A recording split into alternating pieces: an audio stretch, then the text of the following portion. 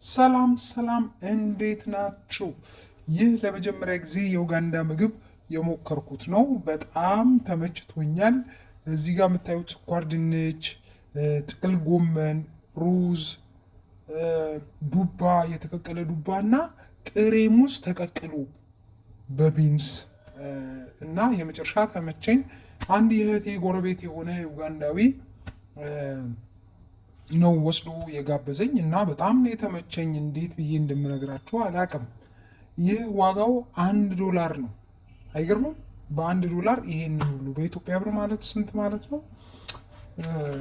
160 ብር እንደሱ ምናምን አስቡት። ሩዝ አለው፣ ስኳር ድንች አለው፣ ይሄው ማቶኬ አለው እና ይሄ ማቶኬ ጥሬው ሙዝ ቴስቱ ልክ እንደ ድንች ነው፣ የተቀቀለ ድንች ነው የሚመስለው እና የመጨረሻ ይመቻል እናንተዬ። አይ እኔ ኡጋንዳ መስመጡ ያዋጣኛል። የምመለስ አይመስለኝም።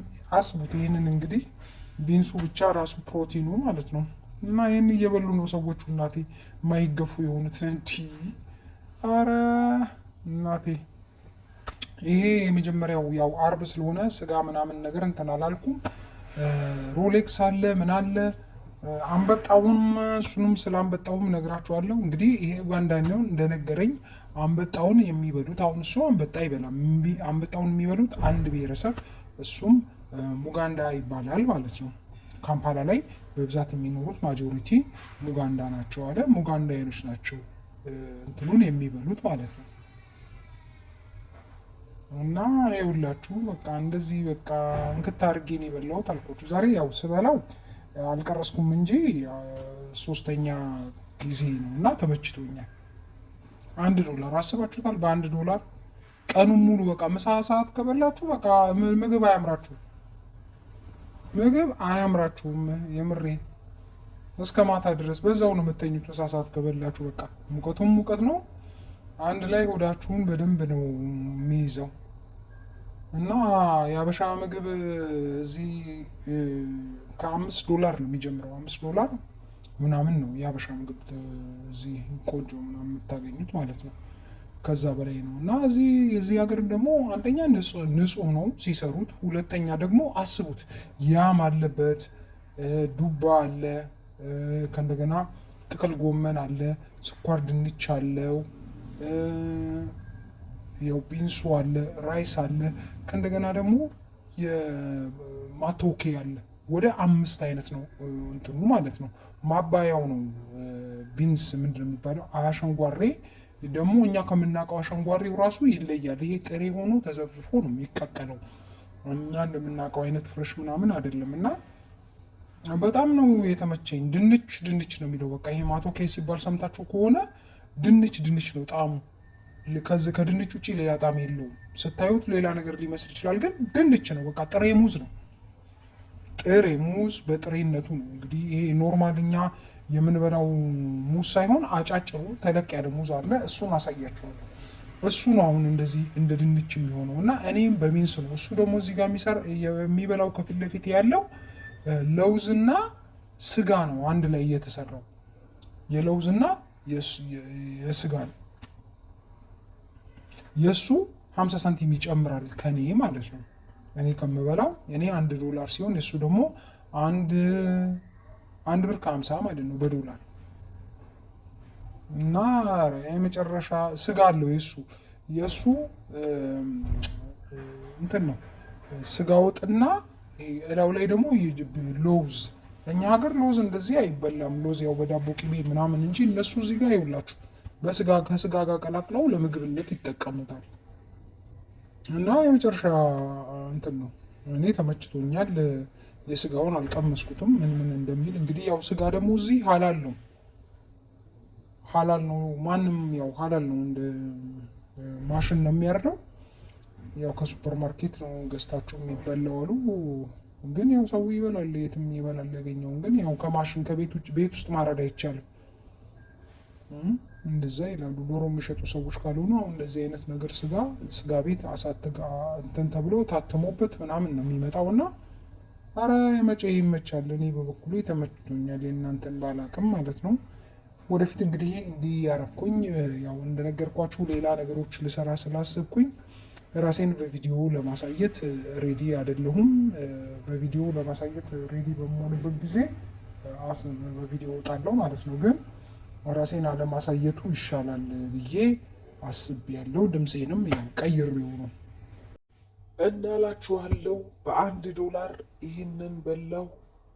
$1 እንግዲህ ቀን ሙሉ መብላት ትችላላችሁ። ለምሳሌ ዛሬ የማሳያችሁ የሚገርም ሮሌክስ የተባለ በጣም ዝነኛ የሆነ ምግብ ነው።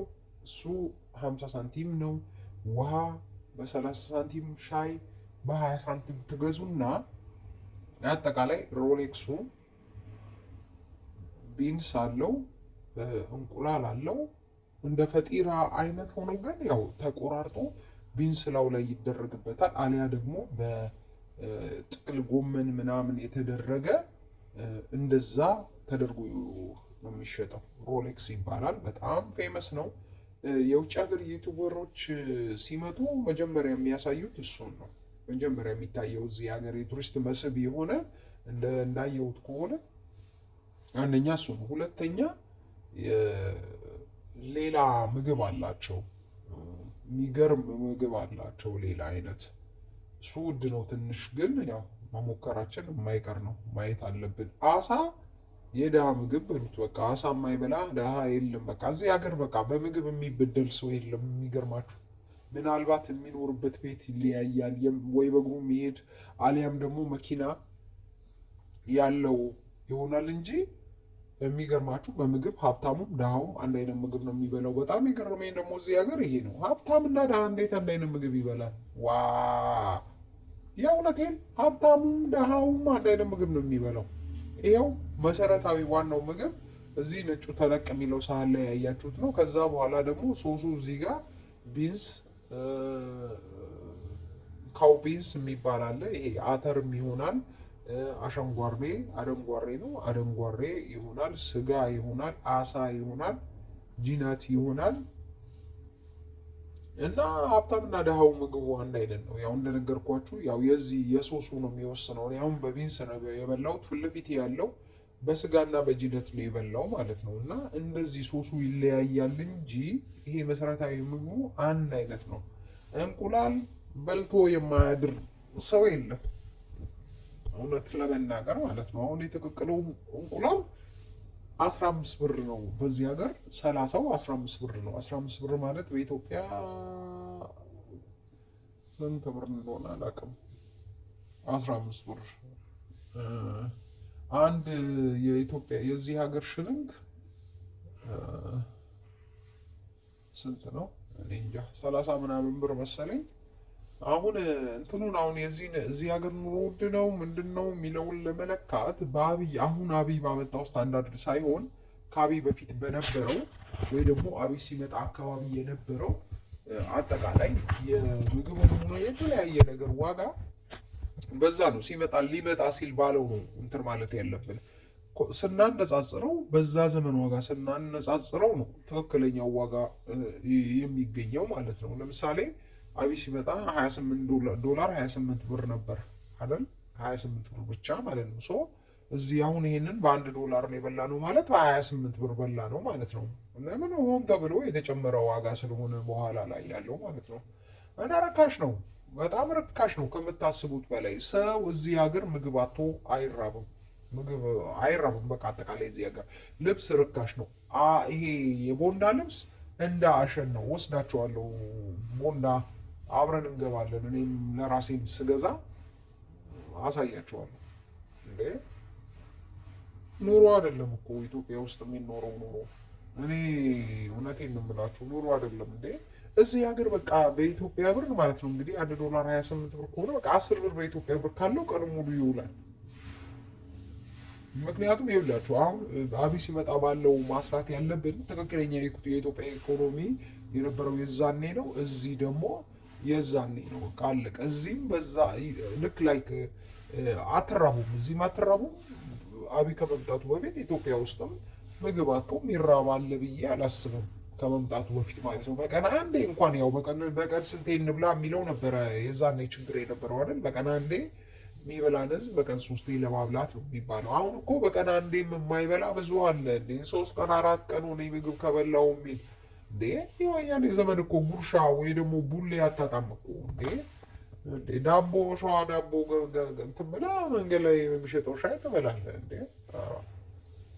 እንደዚህ ምንም በቃ እኔ ያስጠላኝ የምር ሀገሪቱ ብልጽግና የሚባል እንትን ያስጠላኝ። እዚህ ከመጣሁ በኋላ እንደውም የመጨረሻ ያስጠሉ የሰዎቹን የኑሮ ሁኔታ ምንም ጭንቀት የለባቸውም። የሚገርማቸው ምንም አይነት ጭንቀት የለባቸው ምንም አይነት። እኔ በጣም ነው የሚገርሙኝ። ገና በዚህ ጊዜ ውስጥ ተመስጫለሁ። በዛ ላይ ሰው ጨዋ ነው። በቃ ሊያጭበረብራችሁ ምናምን የሚሞክር ይኖራል፣ ግን በቃ ጨዋ ነው እንዳጠቃላይ ስታዩት። ከሀገሬ ውጣ ምናምን የሚል እንትን የለም፣ ግን በጣም ያሰጋል። ወደፊት እኔ ሰጋው ድሮ።